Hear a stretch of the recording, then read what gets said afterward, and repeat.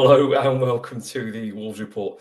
I'm Ryan Lester and thank you for joining us for episode 83, where tonight we will unfortunately analyse the West Ham match and player performance. We'll look at the dip in form and performances, take your questions and look ahead to Chelsea. We're also going to react to John Percy's article talking about the imminent departure of Sasa Kalajdzic, Fabio Silva and Johnny, who are all set to leave in January.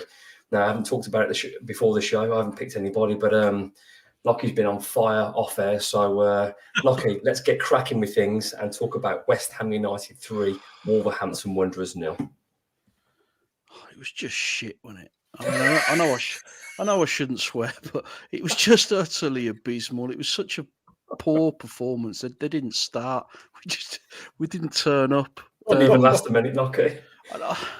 I think the most frustrating thing for me was I was actually quite upset because we want to think that we've got players who are better than we think they are. You know, we've got Cunha, who we've seen improvements from. We've got Hwang, who seems to be scoring goals, and Bellegarde, who's shown signs of life. But then you compare them to Kudus, you compare them to Jared Bowen, the lad that in midfield who was running the show, and they were so far ahead of us. It was utterly embarrassing. I've seen some people tweet out that the game was relatively even. I'll be honest, I don't know what they were watching because I thought it was just one team in it.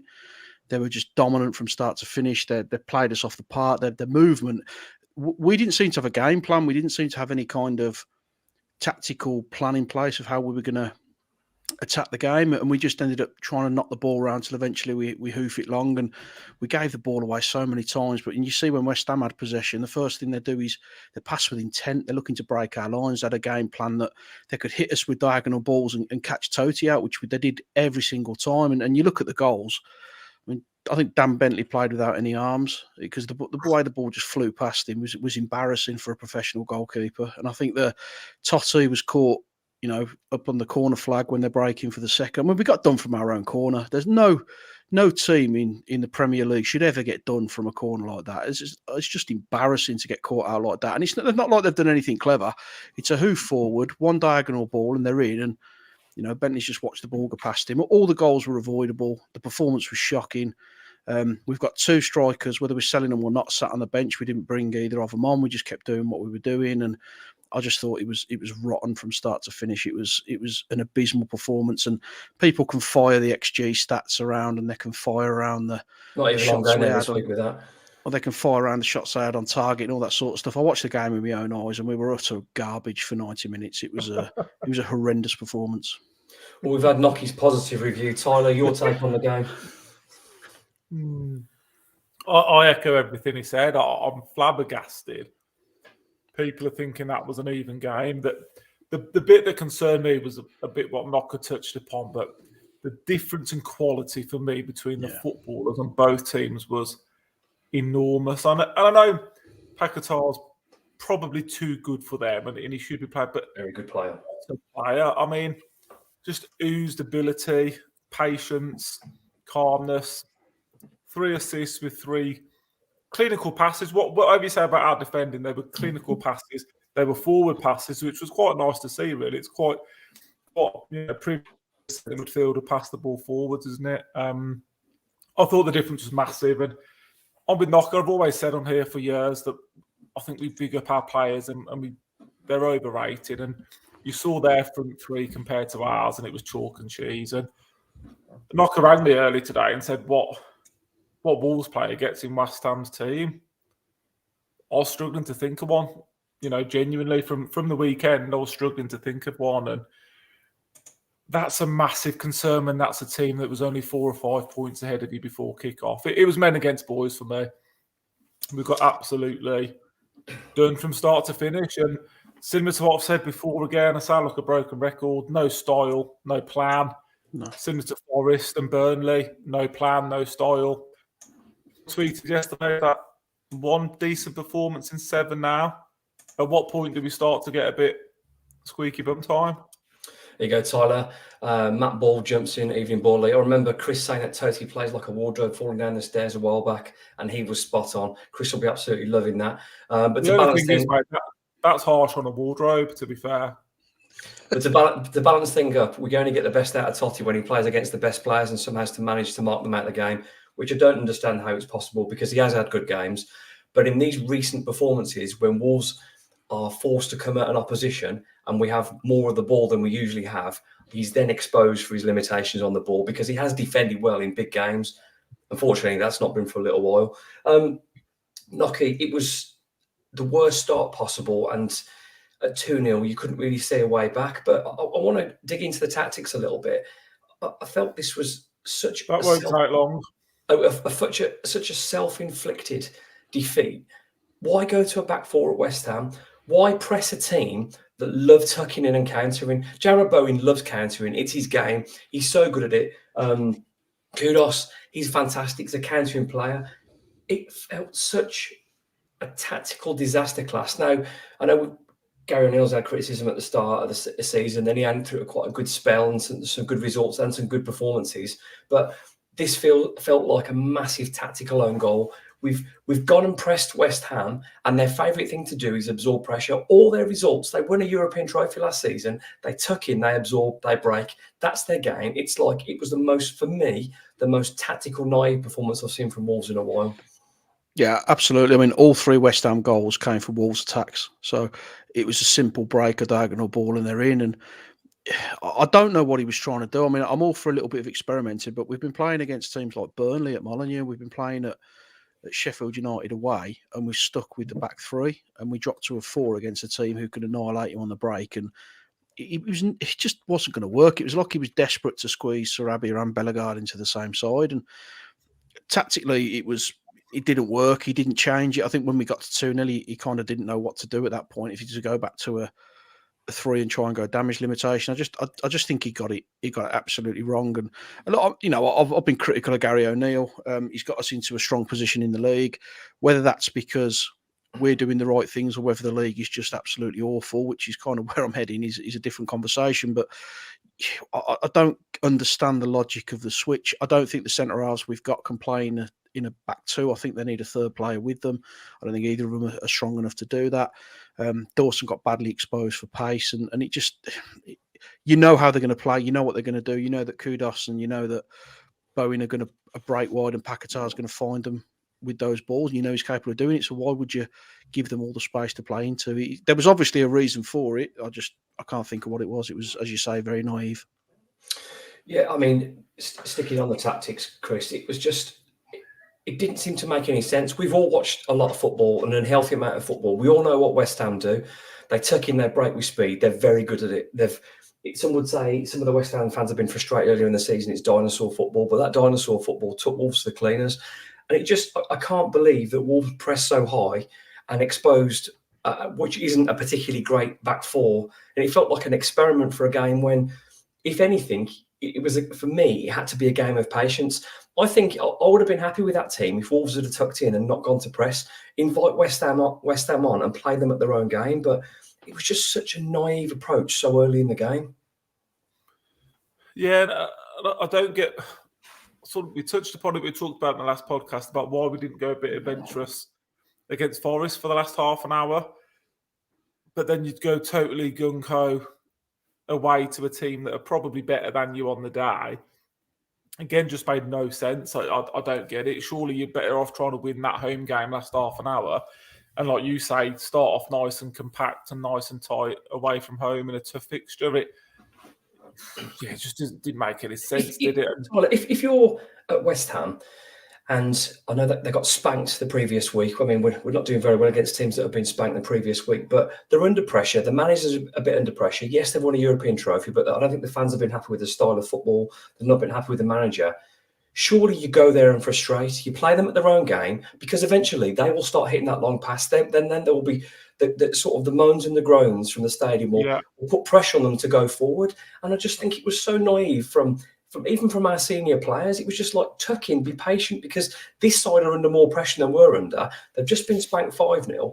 And it was just, it was as green a performance as I've seen from Wolves in such a long time. Yeah, you're right. You just go there and you keep it 0-0 for half an hour, 40 minutes, don't you? Because they'll get frustrated so quickly. When we did get the ball and try and break, the passing was horrendous. The touches were sloppy. There was no movement. it just stank. I mean, the word Knocker used for the first one on the show was absolutely spot on. It just stank. And I've struggled, apart from the big teams, I've struggled to see what our plan and what our strategy is.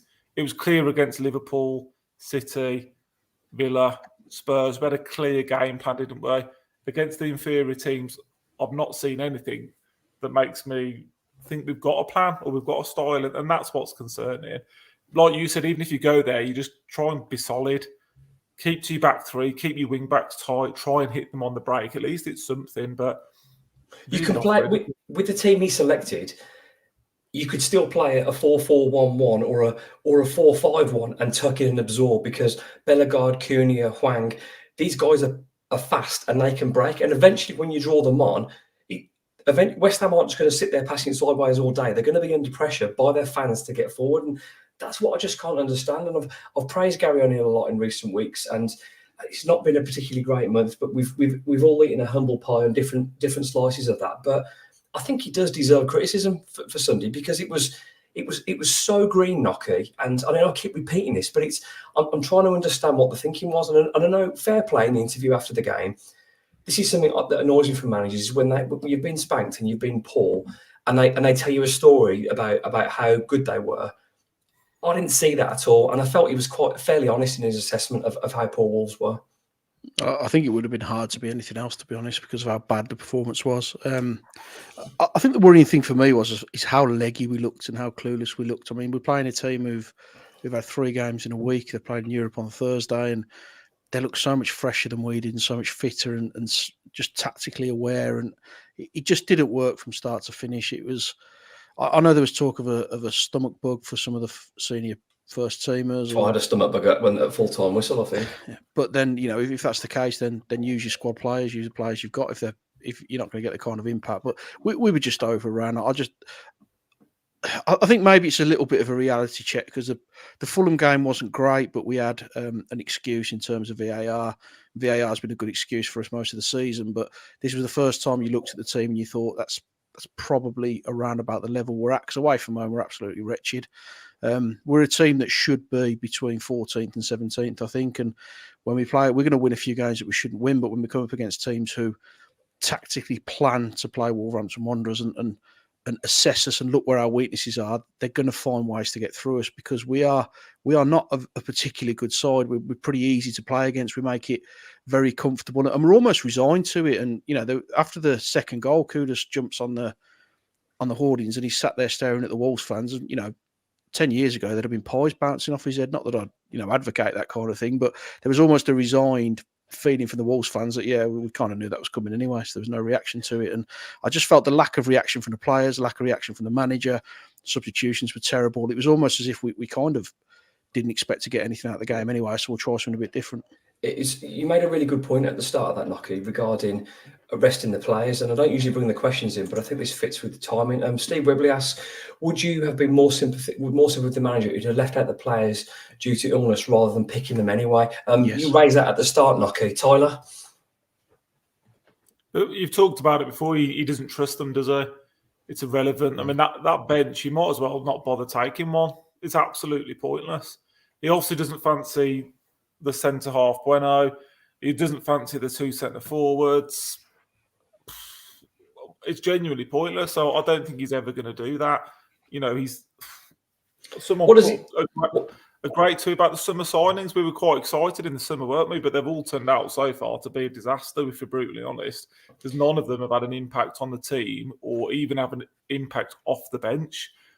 How can you buy a centre-half who's well regarded in his country's playing in? He doesn't get a look in, and he doesn't get a look in over Tota Gomez and a 34, 35-year-old Craig Dawson. That's a concern, isn't it?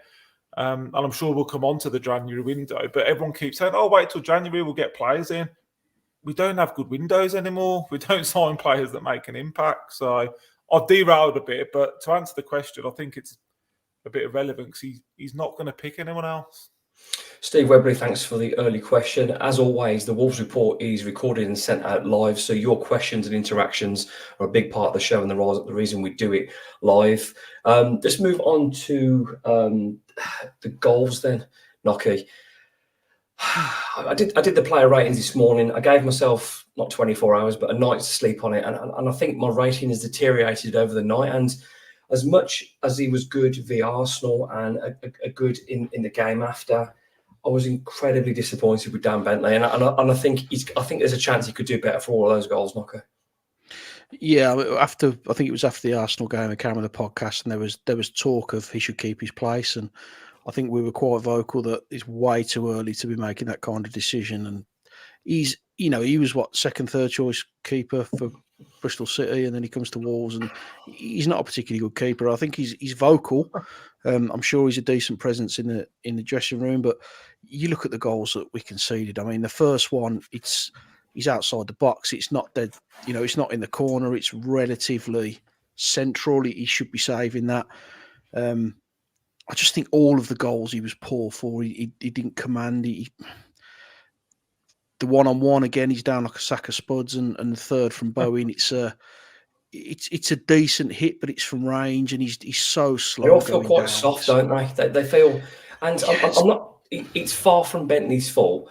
But I think is his fault because he didn't save him, and that's his job. The whole defeat isn't his fault. There are many factors. It's not totally on him, Nocky, but he has to do more for me. I'd say the first and the third, I'm expecting better. The second one, it's always difficult in a one-on-one situation because I think the forward as his job should be the favourite. But the disappointment of the tone set for the game for that first goal, it felt like he went down in more instalments than a Billy Wright season ticket holder has to pay for their season ticket.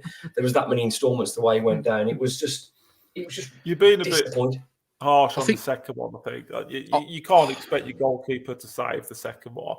But he's 6 foot. He's 6'4", 6'5". He came out and he made himself about 4 foot. The concern for me was actually the one that didn't go in, the Bowen one that hit the post, and he looked like he just didn't have a clue what day of the week it was. He was nowhere near in any position to even get close to making a save. It's almost like he was surprised that Bowen had the shot. And the Sarr thing's a bit of a funny one, isn't it? Went off injured at Arsenal, he's injured again.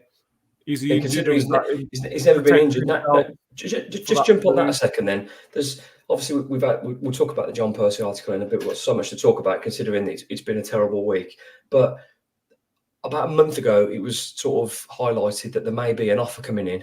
Is there a hint of that? Could he be protecting himself? Is it unfortunate timing? Because I tell you one thing, boys, if he does go, we need another goalkeeper. We can't be looking at our second and third choice, Tyler.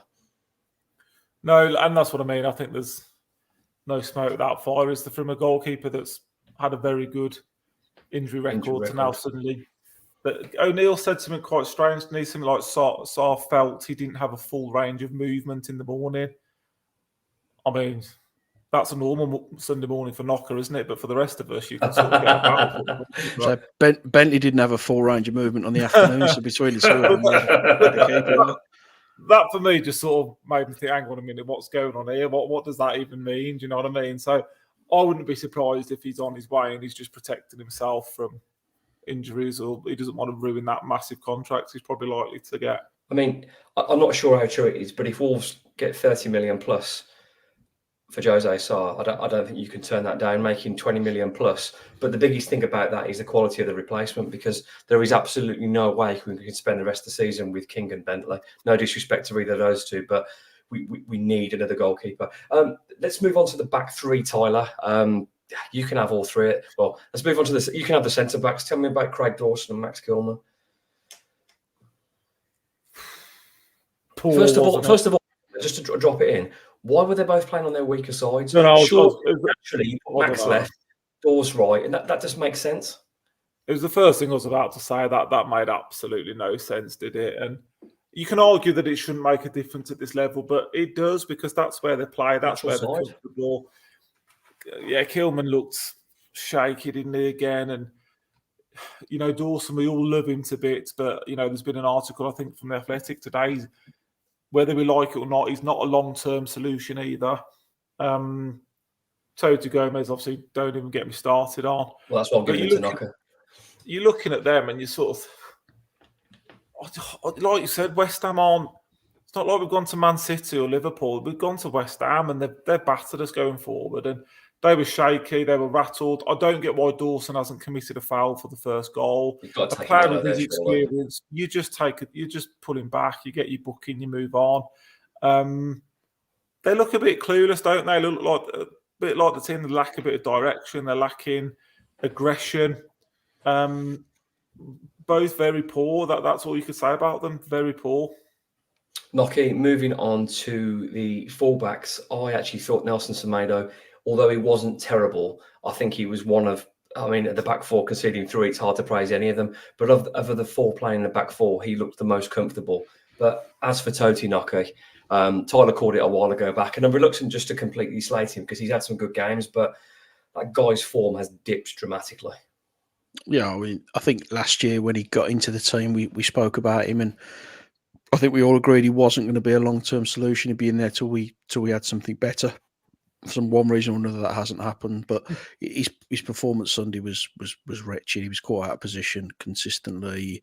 His powder puff tackles. He's just an awful performance. I've seen Nelson getting a bit of stick. I didn't really see too much wrong with him. I don't think he was at fault for much really, unless I missed something. I don't think his performance was terrible. He wasn't good. Don't get me wrong. He's maybe a the best 5 of a out bad of 10. bunch for the back 4, then, wasn't it? Really, he's maybe a 5 where the rest are 2s or 3s. But I thought Totti was really poor. He just looked so clumsy. He just looked like he'd never played football before, and it was just really. You need that position when you're dealing with that kind of pace down the flanks. You need someone who's going to really get to grips with it. Someone like the way E83 used to control those kind of games when he played against Salah, and he's got the pace running at him. There was nothing like that from Totti. He looked like he was going to get beat every time they hit us down that side, and he did really. It's not really Toti's fault. He's been picked up. He's playing, but it's no coincidence for me, Nocky, that his form has dramatically dropped since the loss of E83. Because if you're sandwiched in between Craig Dawson, who's comfortable and will protect you, and E83, who's an outball because he'll get forward every time, you're really exposing him for his limitations. Then, yeah, exactly that. Yeah, he can be protected, and I think that's why the all 3 defenders are not quite as good as we want them to be. But in a 3, they kind of protect each other. And then when you've got E83 and Semedo with their pace to get them out of trouble defensively, and then you've got Lamina and Gomez in front of them, you give yourself a little bit more protection. And when you go to a 2 centre halves and then you're exposing all 4 players really across the back line, you're showing them up for what they are, which is pretty slow, not very dynamic in those positions. They need that layer of protection around him. And Kilman's such a better player when he's got 2 centre halves around him because he can just dictate play. He can play football. He can move the ball forward. Whereas when he's in a 2, he doesn't look comfortable at all in that position. I don't think the back line are good enough to play a 4-2-3-1. That's where I want us to be. But from what I've seen, I'm real enough to understand we're nowhere near being able to do that at this level. Tyler, our usual warriors in midfield.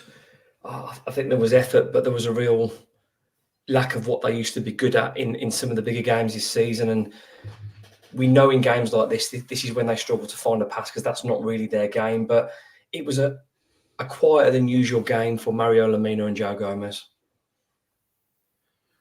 Yeah, I think our definition of warriors is probably different, isn't it? I'm concerned about Joe Gomez. I've started to be a bit concerned. So I'm seeing less and less of that aggression. I came on the end of last season and said I've not seen a player win the ball back like he does and challenge people, and he stopped doing it. It's not happening anymore. For whatever reason, it's not happening anymore. Lamina, I am a big fan of, but game passed him by. And this is what I don't really get. You sort of get told you can't play with a back 4, but for me, if you've got 2 holding midfielders, you should easily be able to play with the back 4. Especially and that's is how easy it was for the opposition. Flabbergasted that they both lasted as long as they did in the game, to be honest. It's a problem area, isn't it? He's obviously not fancying Doyle in some of these games, but Doyle's the one that probably can get on the ball and pass it forward. Bubakars looked like a headless chicken the last few times he's come on. Similar to what Nocky said, that I don't think these players are necessarily as good as we think they are. But Gomez is a concern for me now because we've lost that raw young energy. For some reason, it seems to have gone out of him, and without when he first came, yeah, he was coming in. He was decking people. He was dropping some Nocky reducers in there, and he was celebrating to the fans. that edge has gone, and that's what makes him. Because although that he's not just that, because he can play as well. He's got a pass and he can do some things as well. But I do think, Tyler, there's an overlap with, other than Arsenal, those last few games we're playing against sides that tuck in and try and bore it, and Wolves really suffer in those games. And I don't think it's a coincidence that performances have dropped against sides that aren't really interested in taking the game to you. But if we've said it before, if us three punters can see that, and we haven't got a qualification in football between us, where's this tactical masterclass Gary O'Neill not seeing it? Do you know what I mean? If we can see that, we can't pick a pass, we can't get on the ball, we can't dominate games. He might think he's not got the players to do it, but he's got to do something with the personnel he's got. No. And for me, it's not an excuse. You can't just keep rolling out the same two every week, hoping it's going to work, because, like we said, it hasn't worked for 5 or 6 games now, and it's a concern. So either he has to try something different or he has to find a way. And I think Bellegarde's a problem as well. We've all come on and said he looks a good player, but where do we play him?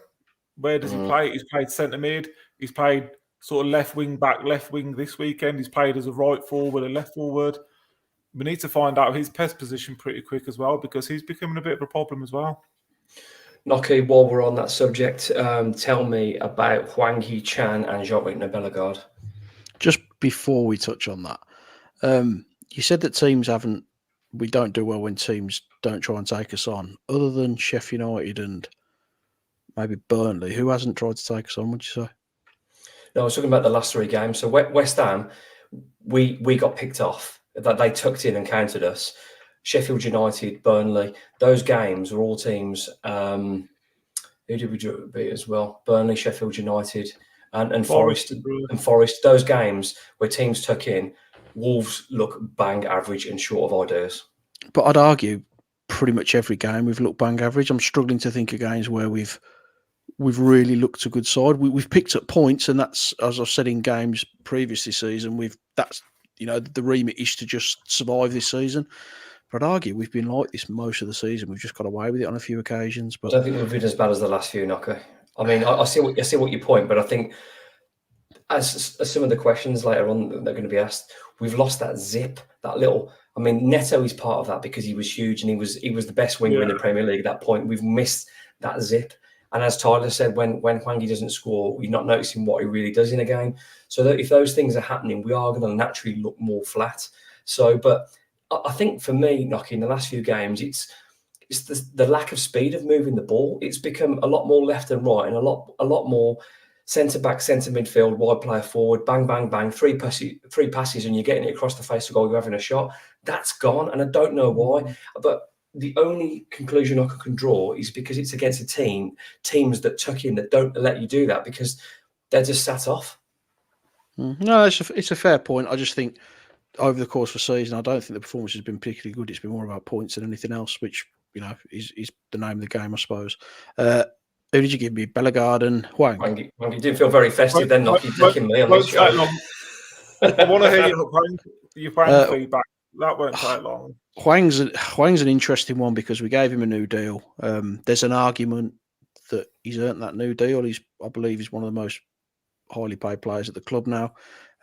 Tyler raised a very good point a few poddies ago that judging when the goals dry up, and I thought his performance yesterday was really poor. He wasn't in the game at all. No he didn't impact contribute at anything. There are reasons for that. I think the midfield, Lemina and Gomez were weak. We didn't get the ball up to him. But in terms of making things happen, Cunha was able to do that a little bit more, whereas Hwang, I thought, was completely anonymous. Bellegarde, he nearly got his head taken off right at half-time, didn't he? Which should have been a red card. I think we all know that. But again, I think he kind of struggled. He was involved in the disallowed goal, but other than that, he couldn't really get in the game. And he's a bit of a conundrum because I'm not sure, similar to what Chris said, not just where do you play him, but who do you play him against? Because I think there's some games where he looks like he can really affect the game. He can really take us forward and produce something special. And then there's other games like yesterday where I just felt he looked lost to me. So I think there's a real conundrum with him at the minute. It feels to me, Knocky, he's the kind of player that I want to play in the games when Wolves are the clear underdog. I know West Ham made light work of Wolves, but he feels like somebody that plays against Liverpool and Arsenal when they will press up, they will take the fullbacks high, and you can break quickly. Someone that can travel with the ball that would allow Wolves to counter of what they do best against sides that open up. That's when I think maybe an extra man in midfield, another Doyle yesterday in there to try to sort of find the pass. I don't know. I don't think it suits him when a team tucks in because he wants to break with pace because he's very good at travelling with the ball. One thing I'd say about Bellegarde yesterday, although his quality wasn't high, they absolutely kicked lumps out of him, but he didn't back down. He did keep taking the players on, and I felt for him because obviously there were some challenges going in, but how they got away with doing it, I think he got done 3 times, and there was one booking from those challenges, and it was disgusting. Would it have impacted the game getting a red card? Maybe. Wolves have only got themselves to blame for losing, but you at least want to, if your player's getting booted up in the air and elbowed, and that kick through it's just disgusting behaviour, to be honest. But we've got used to it now, haven't we? Tyler, moving on to the final 2, Pablo Sarabia and Matheus Cunha. I thought Cunha was probably the shining light again, but similar to Forest. I wouldn't say it's because he was an 8 or a 9 out of 10. I think it's because everyone else was so Best low. of the bad bunch. Yeah, he's the one player that you do sort of get a bit excited when he gets the ball, and he does knock his head. At least he tries to make things happen. I mean, I think by far our best player when Neto's not on the team, and had a couple of nice runs, didn't he, first half? But I can't fault him really. I think he did everything you want him to be. Sarabia, yeah, I do obviously big him up, but again, I thought it was a game. He's a conundrum like Bellegarde is, isn't he? We've talked about it before. We don't know where his best position is. We don't know what his best games to play in are. And they're issues, aren't they? And if they're still issues halfway through a season, that's why you're going to be struggling a bit, really. Well, he's been here a year now, hasn't he? So and we still don't know. And I thought it was bold for O'Neill to pick them both. It obviously backfired. Does Sarabia work off of Cunha? Not really. They're both trying to get in the same space. They're both trying to drop. You could argue that Bellegarde, Cunha, and Sarabia all want the same space a little bit, didn't they? Yeah, just didn't quite work, did it? So, yeah, I thought again he was very average, borderline poor, but Cunha was for me the brightest player on the pitch. You're listening and watching episode 83 of the Wolves Report with our 3 Christmas puddings, Chris, Tyler, Martinock, and myself, Ryan Lester. Moving away from the player ratings, Nocky, there's been a dip in performance. I know I've touched on it then in terms of I think it's got a lot to do with the intent of the opposition and the way they're set up. But what do you think is the main drop-off in terms of the performances of probably the last 3 or 4 weeks? It's really hard to say. I mean, have we almost got ourselves into a position where we think we're going to be okay, so we've took our foot off a little bit, or is it that the players were new manager bounce, trying just that little bit harder, just doing something a little bit different, and now it's sort of settled down, and maybe they're just not as good as we think they are. But I think we've lost the intensity. We look laboured. We look so slow, and we give the ball away so often in football matches. And I don't think there's any team. I haven't seen any team, and I include Burnley, Sheffield United, etc., in that give the ball away the way Wolves do. And the set pieces are poor, and they're getting worse. But there just seems to be there's a lot of things that we're not improving. I think what O'Neill's done really well is improved individual performances. He's made players better, and I certainly think he's done that with Acuna. I think he's done that with Sarabia as well, who now I think he's in the team on merit. So he has improved individual performances, but collectively the last few weeks we just seem to have taken a little bit of a back step. And what we were doing so well, and Chris touched upon it in terms of Gomez, he was ratting round, he was making things happen. We've lost that edge to us. We've become very nice again, and I think we'll be okay, but I think we'll be okay because there's a lot of poor teams around us. But we can't be naive enough to think it's job done, because you can get sucked back down very, very quickly if you're not careful. And I just think we need to find that intensity. I think the squad needs freshening up. I think the players need clearing out. We need a plan B. And I think when you've got people like Johnny, who clearly doesn't want to be there, and you've got Fabio and Sasa, who are going to get offloaded, it's got to bring a little bit of a sour taste to the dressing room. So is that filtering onto onto the pitch. It's hard to say. I think there's just a lot of things that need addressed individually, but predominantly we've got to get the work rate back up. We've got to get the level of performance back up, and we've got to get that energy back into the legs.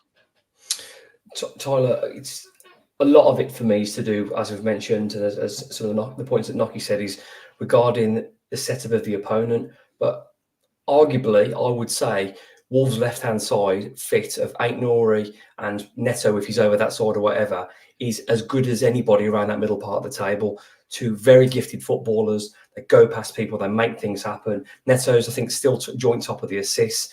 At wing back, Ait-Nouri is absolutely fantastic. For me, he had his best start of the season he had so far at Wolves. So when you take out your two natural best left-footed players, that's a huge loss, though, to cope with. Yeah, it is. And there's no doubt when they come in, we'll be better and stronger again. There is no doubt. But again, I've said it before, I don't care. If you get a couple of injuries, you've got to be able to cope with it. This is the Premier League. This is like, you should have 18, 19 ready to go players. And we haven't got that for whatever reason. So, yeah, we notice it when they're not there. We're desperate for Pedro back, aren't we? Absolutely desperate. We need him. Wang and Kuhn are up front again. We need Ait-Nouri just to give that reassurance on the left side. And I've no doubt, it will pick up a bit if that happens. My concern is, if it's not Chelsea, then when is it? And the fixtures are starting to look a bit horrible again, aren't they? All of a sudden, when we thought we had a fairly friendly month, fixture-wise. So that's what I'm hoping on. That those two come in. We can maybe get one or two players in January, but they need to be able to hit the ground running and they need to make an impact from day one. Moving away from absolutely agree, by the way, Tyler. Moving away from the dip in form and performances. Do you want to talk about John Percy's article today? He's mentioned a likely departure of Johnny Sasa and Fabio Silva. Fabio and Johnny are probably not surprises. Obviously, the recent incidents, and there's various. I know. Steve Madley broke what Johnny had done in terms of his bust up with a teammate and what he did to one of the coaching staff. Understandable that he's probably got no way. He's got no way back at Wolves after doing something like that. It's hard to recover. You can understand Fabio, and it's clear the manager's not fancied Fabio for a couple of months now. That makes sense. However, I do feel for Sasa Kalajdzic, but equally, he doesn't fit the style of play, Nocky. Yeah, I think he's the right man at the wrong time, isn't he? I think we'd have loved a player like that a few years ago. I think Nuno would have really liked him. But he's a really difficult one for me because he looks like he's got a bit about him. His hold-up play is good. He's good with his feet. He scored 2 last-minute winners for us. There's definitely something about him, but I think O'Neill looks at him and he wants someone a little bit more mobile, someone who can get up and down the pitch a little bit more efficiently. He's a difficult one. I mean, is he going to get in the team? But you think it would work, wouldn't it? If you could get him with Kuna, Hwang and Neto, you'd look at it and you think, that should work. You've got your big, not your big target man, but your man that can bring it down, bring others into play, and you can get the runners beyond him. You think it should work. He has as many assists as goals last season, and he's that kind of player because of his size and what he does. He's not just a beast; he's a very good footballer, and he can bring people in, Tyler. And I feel sorry for him, and I think there's a very nice footballer there. But it's clear O'Neill wants to break with pace and speed and strength. It's the mobility side of it. It's the mobility that's hurting him. And I think if he could swap him for, I'm not saying he will, but a Che Adams type player who's a little bit more physical, a little bit slightly quicker off the mark, I think that's what he'll be looking for. He'll be looking for someone to try and link it up a little bit. And I don't think Sasha fits that bill, but he's one of them. I mean, we've got to sell to buy. We know that. It just seems a shame to offload him because he's shown that he can make a real impact off the bench and he's a physical presence. But if he doesn't fit what O'Neill wants to do, then we need the money in. We're kind of backs to the wall on this one. Not just that as well, but we don't really put a lot of crosses in the box now. And he's not just a target man. When he's had no time to think, like at Bournemouth, like at Everton, he's got that instinct, and the guy can clearly finish. There's no question about that.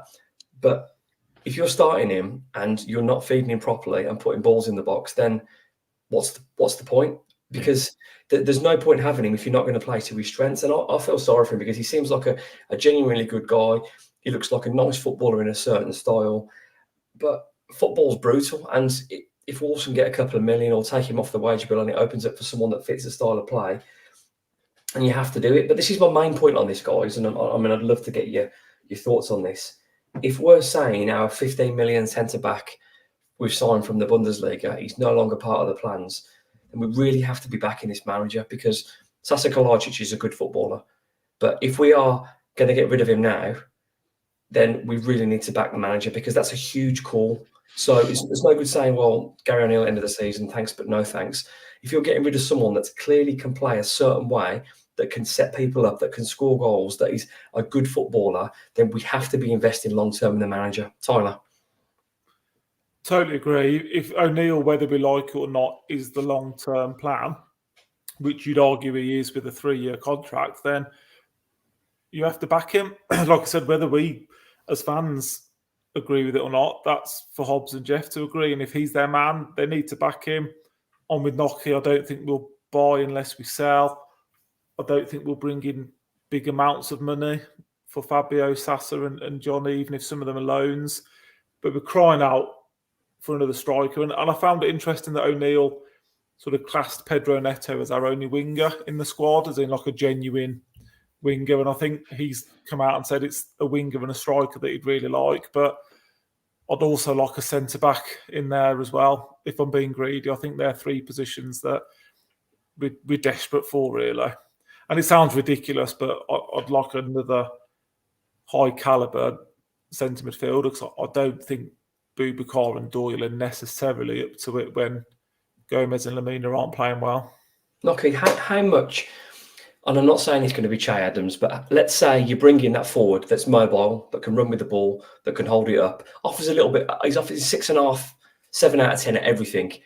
How much does that change what Wolves do, and how much does it get the better of, say, Cunha and Aït-Nouri and Neto? How much does that player who can link with those players improve what we've got now?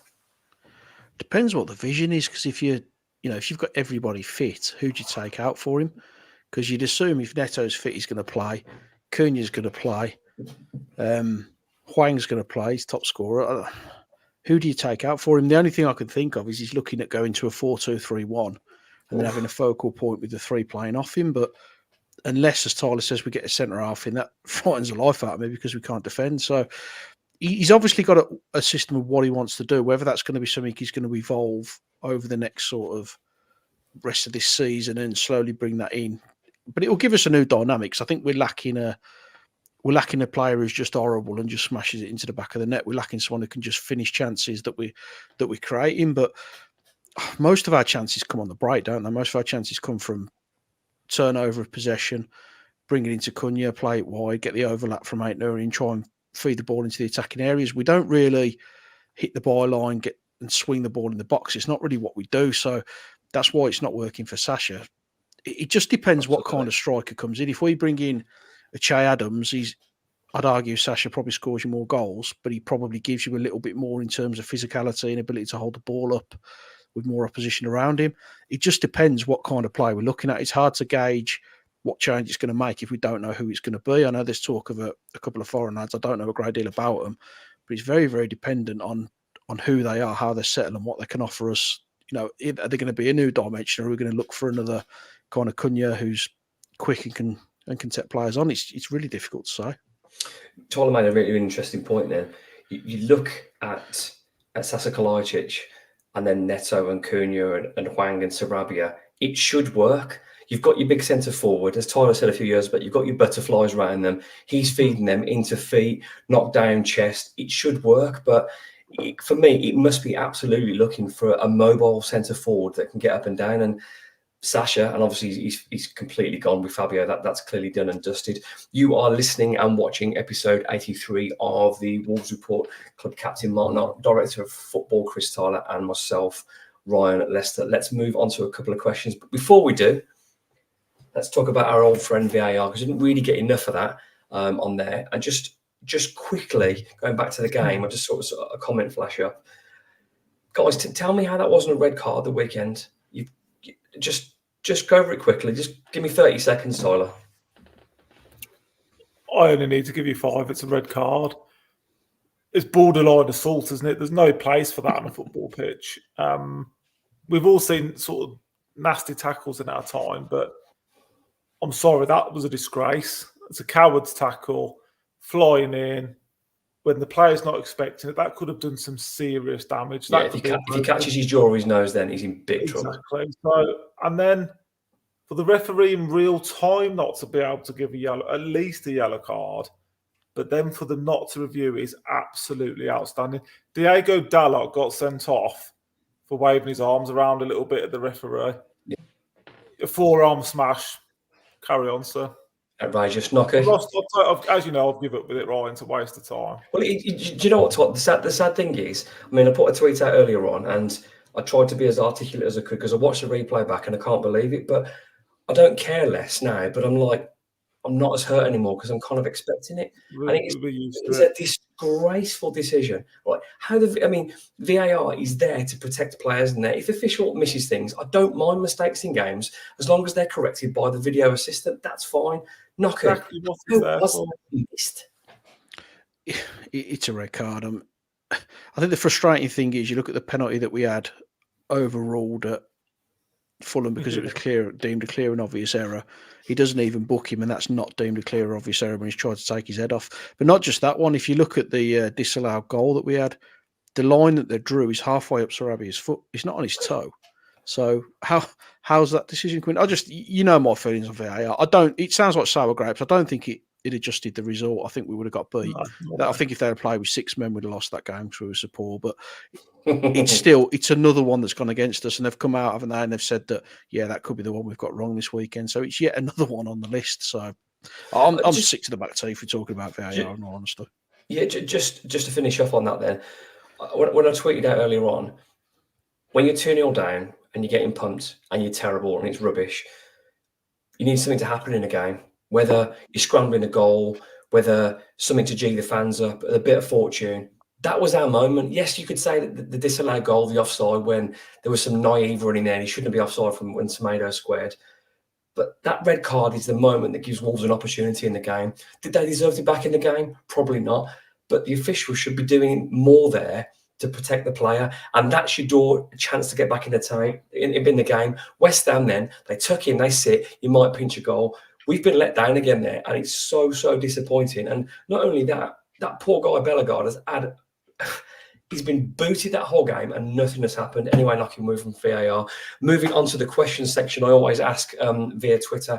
We've had so many questions this week, so I can't get them all on, but I really appreciate they're a big part of the live show. Jazz asks, do we entrust the head coach with the recommended signings or leave the final word with Hobbs? For me, the answer is much less clear-cut than it ought to be. Tyler, you've made some really good points off there in terms of the summer window, and it isn't looking particularly great now, nowhere near as good as the January window. But Jazz asked the question, let's get that to say. Yeah, no, I think I touched upon it last week, and that's my only concern with January is, are they Hobbs signings or O'Neill's? And I think it's probably a bit of both, where O'Neill will probably identify a style of player that he wants, and then it's Hobbs' job to go and find him. But I don't know if I trust that model, to be honest. And I'm nervous about it. I am nervous about January. I think we got last January right, because you know what you're getting with a Craig Dawson and a Mario Lemina, and that's what we need again for me. We need 2 or 3 players that are established in this league. And I'm not saying they're going to be easy, and I'm not saying we're going to be able to get them, but that's what we need, because otherwise, for me, there's no point. It's pointless. There's no point signing another 2 or 3 that can't come in and make an impact.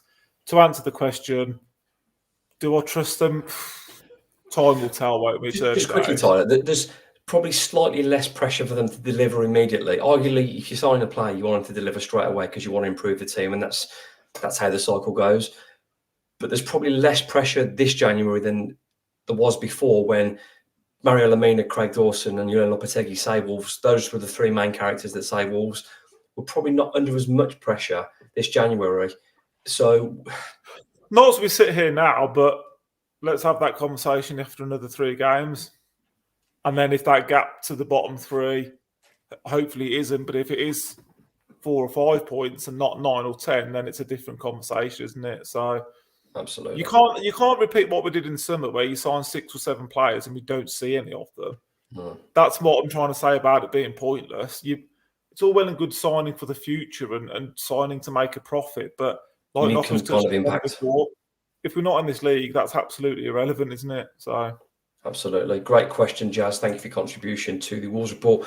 Nocky, Sean Smith asks, for a coach with his tactical awareness, why did Gary O'Neill expose Totti in a back four whilst deploying Jean-Marie Bellegarde as an advanced cover, especially with Hugo and Aït-Nouri on the bench? Great question, Sean. 30 seconds, Nocky, go. I think we've already touched on it, haven't we, that it was a mistake. I think if you're going to play that system, for me, if Rand's not fit enough to start, you've got to put Bueno in that position because he's a little bit more mobile and can get up and down quicker.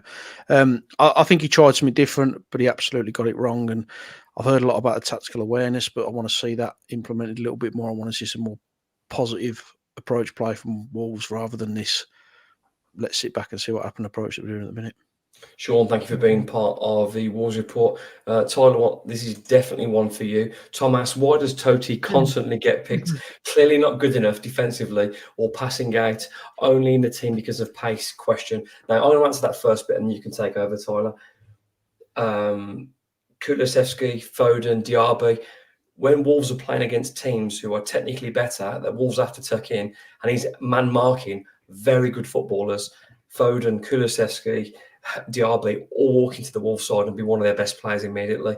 When he's playing in a 3 there to tuck in and do that job, when Wolves are the underdog, he's very, very good at that. There aren't many people that get past him then. He's such a good stopper. When Wolves are expected to play against teams that are tucking in, he gets badly exposed. Tyler, the floor is yours. Yeah, I totally agree. He will do a job in a game like that. Nocky again nailed it. He was a short-term fix. You know, there was a reason he was at Grasshoppers, and then we got him back, obviously, to be a short-term fix.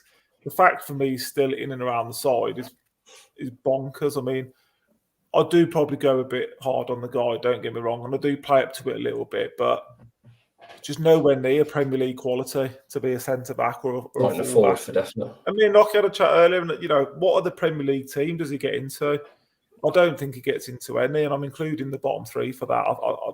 I don't get it. Pace, I mean, he got murdered pace-wise yesterday, didn't he? So that's a concern as well, isn't it now? So, but I do feel for him as well because, like we said last week against Forest, he was being asked to do a job that he can't do. He can't bring the ball out from the back. He can't be a creative left-back. So it's a bit unfair on him at the same time. But for me, if you're trying to build and you're trying to move forward, there's no way he's part of my plans. Yeah, I think there is a place for him in those games that we mentioned, that we've got good performances, we've defended well, and he has nullified. I mean, I'm not saying Phil Foden's world class, but he's certainly one of the best attacking midfielders in the Premier League. Diaby's having a great season. Kulusevski's flying for Spurs. When he can man mark somebody like that and Wolves are inferior, I think there's a place for him. He's a stopper and he's there to do that. And I can get behind that. When he's asked to play, he's been exposed for probably 4 or 5 games now. Great question, Tom. Thank you. I know Tyler loved that one. Nocky, Jordan asks, why every game of ours seems to be a pre-season pace. There's no zip or aggression to any of our play, and teams don't want to have to get out of second gear, especially away from home. Not true of all the season, Nocky, but probably the last month that has been true. Wolves have been very slow starters. Yeah, I mean, again, I think we've kind of touched on this, haven't we, earlier on, that we've lost that little bit of zip and energy that we used to have, and we're not quite as aggressive in midfield. To answer the question, I don't know why we're suddenly in a position to perform like this. There's something about the team that we've just lost, and maybe it's one of the reasons we touched on earlier. I honestly don't know, but you can end up in trouble really quick if you can't get that kind of steel back into your team. Thank you for your question, Jordan. Quick one for you, Tyler. I'll try and get through all the questions tonight if I can. I've got up. Wolves fan asks, would Podence and Chiquinho improve the current starting 11? I'll be absolutely all over Daniel Podence, someone that can open the door. And I know he splits the fans, he's petulant, he's rolling round. But in a game like yesterday, Tyler, you need someone with that bit of naughtiness that can open the door and do something. And his goal away at Aston Villa 2 years ago, that little flick inside curl in the corner, his goal when he came on last season against Forest. He might not fit the mould, but sometimes you need a bit of horrible, and I think Wolves are missing the potential at the moment. Yeah, I think so. It'd certainly be in and around it, wouldn't he? And it's certainly an option that's ready-made and good to go. Chiquinho, not so sure about, but he showed glimpses. It's interesting, isn't it? And, Guedes comes into that mould, doesn't he? I know he's never wanted to be here or settle, but, when we saw him play on the odd occasion, players, aren't they? And you're looking at those two plus him, players have got out on loan, and it's just a waste of talent, isn't it, ultimately? And it's a bit of a shame, really, because Podence, for me, I always rated him, always thought he was a very good footballer. Does he fit O'Neill's style, though? Probably not. Not quick enough, not physical enough, not strong enough. So again, he's someone that probably wants to play where Sarabia, where Cunha, where Bellegarde. He wants to drop into that pocket. So is there a place in the squad to an impact? Absolutely there is. Is he starting? I don't know. But in a game like yesterday, when it's horrible, you want someone like that as an option, and we just didn't have that. Wolves fan, thanks for it. Nocky, this is an absolute beauty for you. Answer the first part of the question only. Chris Wharton asks, Yorkshire puddings on a Christmas dinner? That's the real question. I'm not against it, but I wouldn't choose it. On the fence. on the fence. Wow, Nocky. Does it belong there? Probably not, but it's Christmas dinner, and you can stick Mars bars on there for all I'm concerned. It's a free-for-all when you're at that time of year. Thanks for your question, Chris. Although he's asked a tactical question as well. Last but not least, this is one for the group, by the way. Chris Gordon, thank you for your question. Chris Chisnell asks, you're Gary O'Neill or Matt Hobbs, and you're 20 million to spend in January. How do you prioritise how much you are spending on a 9 goalkeeper midfielder and who? Well, we probably can't answer who, because half these signings that have only appeared are probably only we've been aware about the day before, so that's really hard. Tyler, I think, and I'm not going to go all Glenn Hoddle and say the missing piece of the jigsaw, but the main slice missing at the moment, the missing bit of the puzzle is a proper number 9. Would I like a winger as well? I think so. Can we rely on Neto to be fit the whole season and the rest to deliver? No. So for me, it's a number 9, the first thing, if you can get a wide player as well. But I genuinely believe that a number 9 it frees up Cunha to come and collect the ball from deep. It frees up Neto. It probably frees up Hwang as well. I think a number 9 is key for me. Of all the signings, that's the most important thing in January. Yeah, I'd agree myself, yeah. I touched upon the 3 or 4 signings I want, but yeah, that's the one we're crying out for, especially with him not fancying the 2 on the bench at the moment. And is he making a bit of a point there? Is he trying to prove to the board, I've got no striker to bring on? So I think we'll see one. Who will be interesting? Obviously, Che Adams nearly came, didn't he? And I think for me, we're not going to get him in a million years, but it'll be like a Dominic Solanke type striker that's strong, mobile, quick, can finish. Yep. That's the sort of player I think, like a Tony, obviously not coming, but that style of player is what I think he'll be looking for. Thank you, Chris Chisnell, and great comments and answers from Nocky and Tyler as well. Unbelievably, we've done 58 minutes of the show of episode 83 of the Wolves Report. Chris Tyler, Mark Nock, and myself, Ryan Lester. Who doesn't want to go to Molineux on Christmas Eve? Well, certainly not me this year anyway, and certainly not after the last few weeks. But Wolves are playing on Christmas Eve, the 12:30 kickoff. Delighted to be picked by Sky Sports to ruin everyone's Christmas, because we're not happy with losing on Saturday. We've got to lose on Christmas Eve now. We might not lose really, but it's a crap day for a fixture. I'm not going to waste airtime with that. We all know it might suit people if it suits you and you're in the town and you live locally, which we don't. Then great, fantastic. But going into the game, Nocky, I think Wolves need to go to a back 3. I think it needs to back to basics, but Wolves are playing against the sides that won't respect them, will come at them. So in theory, it should suit Wolves more playing Chelsea than it did last weekend. I feel like Chelsea have turned a little bit of a corner, in all honesty. I'd definitely go back to the 3 at the back. If Ait-Nouri's fit, he comes in at left wing back. Semedo stays the same. Gomez, Lamina. Up front's a little bit of a difficult one. I think I'd take Bellegarde out. I'd probably leave Sarabia in, play Hwang and Cunha, and just see if we can get a little bit back to basics with having E83 back in the team, gives us a little bit more balance on the left-hand side, and just try and be solid, try and keep them out, and then push into the game in the last sort of 20, 25 minutes. Pretty much like we should have done at West Ham. Tyler, back to a wing-back situation, hopefully with a fit E83. Yeah, I think my team's the same as Knockers. Your only one really is Sarabia or Bellegarde, isn't it? That's your only quandary. I'm a bit with you, Ryan. I agree with both of you. I think they have turned a bit of a corner, but I still think they've got a weak underbelly, and I still think they're there to be got at. And I still think, like you said, they'll let us play. They won't care about us. They'll be open. So yeah, I'd like to see Cunha on Thiago. I'd like to see Ainor and Semedo overloading. They're not great. Chelsea are 10th in the league for a reason. They're not very good. So trying to be as positive as I can be. I just think we need to stop the rot of these slow starts and poor performances. We need to see something now, because it's been too long. Well, I'm not saying that Wolves will win, but what I'm saying is it'll be whoever's at Molineux, it'll be a festive Molineux, and it'll be up for it. I think people have had a few beers in the morning. It'll be Christmas Eve. People will be excited. Wolves may lose, but this is a game I think that suits our centre midfielders. This is the midfield that went at them last year at Molineux. I mean, Wolves were proper snappy into them, and I think it'll be almost the same Chelsea midfield as last year. So I think it's a game that suits more than away at West Ham, which doesn't make any sense if you spent £1 billion and you fancy it more against them. But that's just football in the world we live in. So we're on to that time of the show when it's time for predictions. Nocky, we'll start with you. A festive Wolverhampton Wanderers v Chelsea on Christmas Eve. What is not to love? The atmosphere will be flat as a pancake, and we'll get beat 2-0. That's what I think will happen. Tyler? Yeah, I was going to say the same. I think probably get done 2-0. Cole Palmer with a penalty. I've got him in my dream team, so it's not all bad. I haven't done it for a while, but I need to break that duck. So we're going to go Mateus Cunha and Wolves 1-0 to send us flying into Christmas. This will probably be the last episode, but it will be before Christmas. Thank you for your comments, insults, and support over this first 6 months or half of the season so far. It's much appreciated. Nocky, Tyler, thank you for your time as well.